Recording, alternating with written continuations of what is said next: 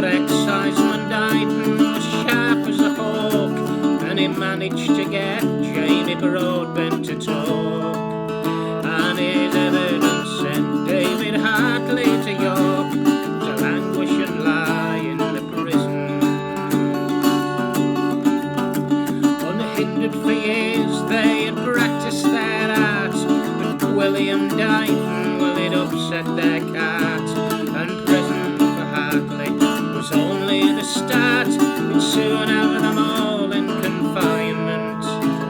But Hartley's young brother had other things planned. He just needed a man with a good steady hand for the killing of Dighton, as you'll understand, for 100 gold guineas in payment.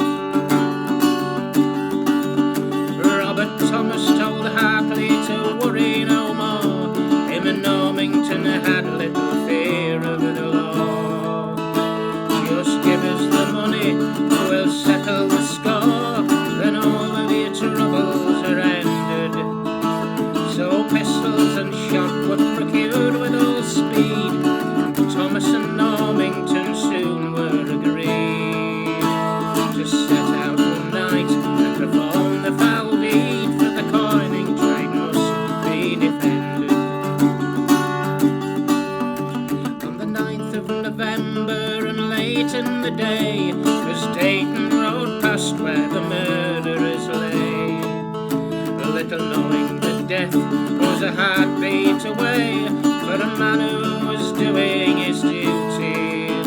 And the pistols went off with a flash and a roar, with a ball through the skull, Dighton fell to the floor, where they beat him and they kicked him as he lay in his gore. Then they robbed him and took all his money.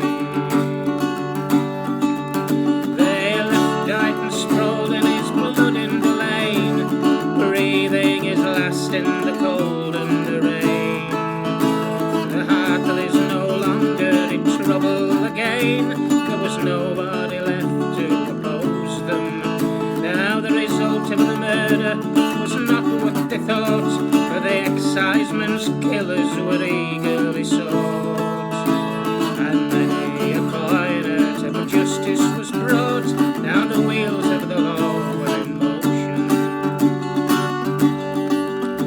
It was 5 years or more until justice was done, and the murderers were sentenced and finally hung.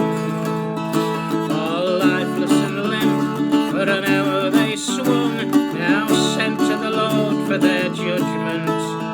They were taken to Halifax by the back lanes, put upon Beacon Hill, hanging in chains. In full view of the town hung their rotting remains, at the mercy of the crows and the weather. And the cold sightless eyes gazing over the town, the gibbetines clanking, the snow falling down. The coining trade stopped by the stamp of the crown, and the periwig thieves